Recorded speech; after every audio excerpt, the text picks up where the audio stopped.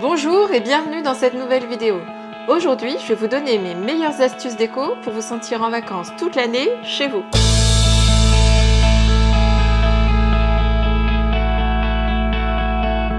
Généralement, quand on a la tête sous l'eau au boulot, qu'on est stressé, la première chose à laquelle on pense, c'est aux vacances. On va attendre la pause de midi, on va flâner un petit peu sur internet pour essayer de trouver la maison de vacances de nos rêves. Et pourquoi attendre les vacances pour se sentir bien ? Moi, ce que je vous propose aujourd'hui, c'est d'inviter les vacances chez vous, à la maison, 365 jours par an. Pour vous aider, j'ai décrypté pour vous plusieurs ambiances. Des ambiances maison de campagne, des ambiances déco bord de mer. Et j'ai vraiment retiré les meilleures astuces qui me paraissent essentielles à appliquer chez vous et qui sont très efficaces. Le plus grand secret pour se sentir bien chez soi, c'est d'apporter du cachet à son intérieur. Et ça passe par l'authenticité, par le mélange des matériaux et par des couleurs très apaisantes. La première chose à voir, ce sont des couleurs. Donc il faut choisir des couleurs apaisantes, comme le blanc, comme le gris, la couleur taupe. Optez aussi pour du bleu orage si vous souhaitez une déco bord de mer. Et ajoutez quelques couleurs fortes. Donc ce que je préconise généralement, c'est la règle des 3 quarts, 1 quart. 3 quarts de couleur neutre et 1 quart de couleur forte. Ces couleurs fortes, par exemple, ça peut être le jaune. C'est une couleur qui est peps, qui est gaie et qui va donner un peu de chaleur à votre intérieur. Vous pouvez utiliser ces couleurs fortes pour des accessoires, des objets déco ou pour du linge de maison. C'est à vous de voir, mais toujours respecter à peu près 1 quart de couleurs fortes. La deuxième astuce déco, c'est de mélanger les matériaux. Ça passe du sol au plafond en passant par les petits détails déco. Pour le sol, vous avez différents choix. Vous pouvez opter pour des taumettes si vous en avez d'origine, pour du parquet d'origine aussi, ou sinon un parquet flottant un peu imitation bois vieilli. Des carreaux de ciment qui sont très en vogue en ce moment, ou à défaut du lino imitation carreaux de ciment. Pour les murs, vous avez plusieurs choix aussi. Donc soit vous optez pour de la peinture, dans ce cas-là vous prenez des couleurs claires et puis un pan de mur de couleurs un peu plus fortes. Pour la déco bord de mer, j'opterai plus pour du bleu orage qui passe vraiment très bien. Vous pouvez aussi utiliser les bardages bois cérusés clairs. Ça peut être très bien pour les chambres d'enfants par exemple. Dans la cuisine, le carrelage métro qui est très tendance et qui si vous le choisissez blanc, permet de réfléchir la lumière et d'apporter un petit peu de luminosité. Pour la salle de bain, vous pouvez opter pour des galets par exemple, toujours pour la déco bord de mer, ça passe bien. Le mobilier, mélangez aussi les matériaux, vous pouvez prendre des meubles en bois, des tables basses en bois flotté ou pourquoi pas en métal filaire. Les accessoires sont très importants, vous allez pouvoir intégrer du rotin, du jonc de mer, de l'osier.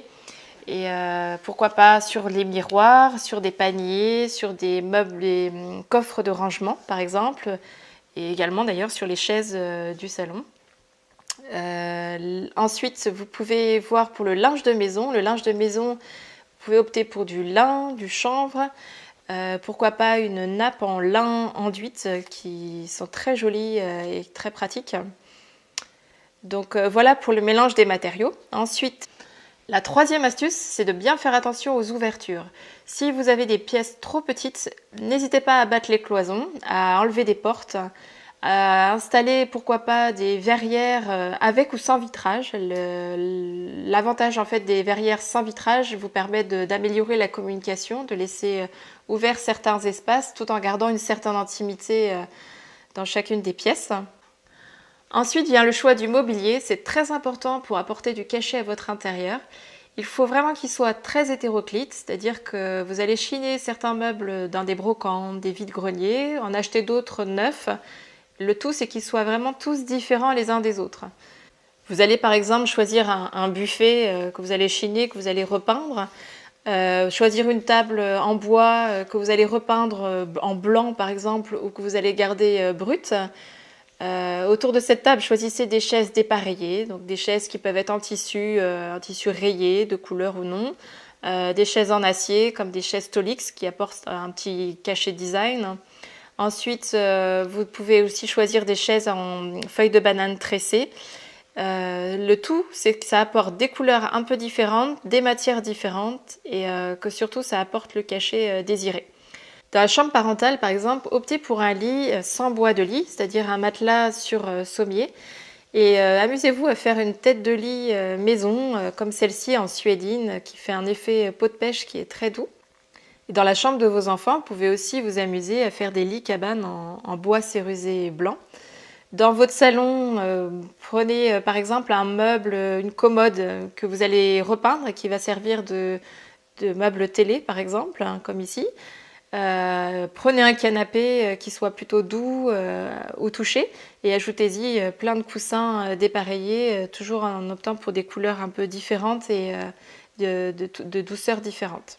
La 5e astuce, c'est de détourner au maximum les objets. C'est ce qui va vraiment donner la personnalité à votre intérieur, c'est ce qu'on appelle l'âme de votre intérieur. Vous pouvez imaginer par exemple un porte-manteau avec une planche en bois et un jeu de clés qui permet de suspendre vos vêtements, vos sacs à main, etc. Ou encore, imaginez des galets que vous allez récupérer de la plage et qui vont vous servir de poignée de tiroir à vos meubles, par exemple votre buffet. Ensuite, comme je vous disais tout à l'heure, la commode que vous allez repeindre, au lieu de la mettre dans la chambre, vous la mettez dans le salon, ça sert de meuble télé. Ou encore, vous pouvez imaginer une caisse à pommes donc, qui va vous servir de table de chevet en la mettant à la verticale et vous permet de ranger vos livres, magazines pour la lecture du soir. Ou encore, quelque chose que j'aime beaucoup, ce sont les vieux volets à persiennes donc, que vous allez recycler. Vous pouvez les mettre à l'extérieur comme à l'intérieur et vous les gardez soit bruts ou patinés.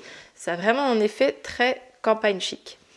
La 6e astuce, c'est d'apporter de la fantaisie à votre intérieur. C'est ce qui va vous permettre de vous sentir bien chez vous, d'apporter des notes d'humour et vraiment de vous lâcher pour apporter du fun. Vous avez plusieurs choix qui s'offrent à vous. Vous pouvez par exemple choisir des cartes postales humoristiques que vous encadrez et que vous mettez dans votre cuisine.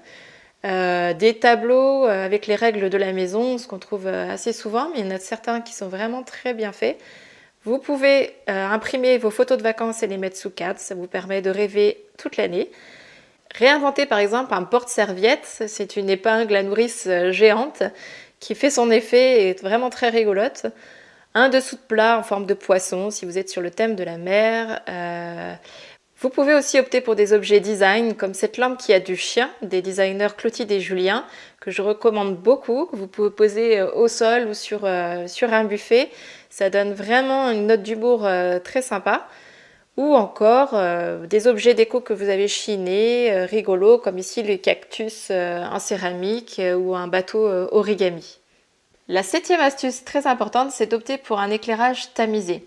Utilisez plusieurs sources de lumière plutôt indirectes, par exemple des lampes que vous allez poser sur un meuble de télé ou sur un buffet, une lampe sur pied ou par exemple des guirlandes un peu fantaisie comme la case du cousin Paul qui fait des petites guirlandes à boules qu'on voit un petit peu partout très colorées. Dans la cuisine, vous pouvez aussi opter pour une lampe suspendue en métal filaire ou par exemple dans la salle à manger en mélange béton-bois, ça donne vraiment beaucoup de cachet aussi. La 8e astuce, c'est d'apporter une touche de verdure. Ça c'est important pour l'ambiance maison de campagne ou bord de mer. Vous pouvez par exemple prendre des plantes suspendues, vous pouvez prendre des cactus que vous mettez dans un panier en osier ou en jonc de mer par exemple. Vous pouvez poser des petits pots de plantes grasses un petit peu partout. Ça apporte du végétal et en même temps ça fait un aspect déco qui est très très bien. Le 9e point, ma 9e recommandation, c'est de vraiment soigner les détails. Par exemple, vous allez pouvoir suspendre sur une clé qui ferme le meuble de votre buffet. Vous allez pouvoir suspendre par exemple ces cœurs fabriqués maison ou que vous aurez achetés. Ou par exemple sur les poignées de porte, faire aussi des petites choses maison. Et ça donnera tout de suite de la personnalité à votre intérieur et vous allez toujours avoir des éloges par rapport à tous ces petits détails qui vont marquer les invités qui viendront chez vous. Et ma 10e astuce, ma dernière astuce donc pour se sentir en vacances chez soi, c'est d'opter pour une terrasse. Si vous avez la chance d'avoir un jardin, d'avoir un petit espace, surtout n'hésitez pas à faire une terrasse. Ça sera comme une dernière pièce de la maison qui va vous permettre de vivre dehors comme dedans toute l'année. Vous pouvez opter pour une terrasse bois ou une terrasse en galets. Choisissez du mobilier un peu design, confortable, où il fait vraiment bon prendre l'apéro pendant les longues soirées d'été. Et ça va vraiment vous inciter à aller dedans comme dehors avec vos invités. Alors les 10 astuces déco à retenir pour vous sentir en vacances toute l'année chez vous, ce sont d'abord les couleurs, donc des couleurs neutres pour 3/4 de vos couleurs et 1/4 de couleurs fortes. Bien mélanger les matériaux, ensuite bien vérifier les ouvertures pour optimiser les espaces de circulation. Choisir du mobilier hétéroclite, détourner au maximum des objets et des meubles, apporter beaucoup de fantaisie à votre intérieur, choisir un éclairage plutôt tamisé et indirect, prendre des plantes que, même si vous n'avez pas la main verte, des plantes grasses, des cactus ou des plantes que vous allez suspendre. Ensuite, soignez bien les détails et à la fin, choisissez bien votre terrasse si vous avez un extérieur. Prenez cette terrasse comme une pièce supplémentaire de votre maison. Alors maintenant, il ne vous reste plus qu'à vous lancer, donc n'hésitez pas à chiner, à faire des vides-greniers, des brocantes, à ramener régulièrement des objets de vacances qui vous font vibrer, qui vous rappellent à de bons souvenirs.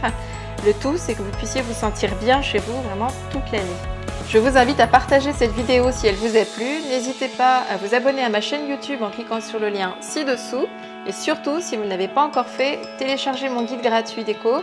C'est 70 pages de conseils qui vont vous aider à révéler votre intérieur à votre image. En attendant, je vous dis à très bientôt.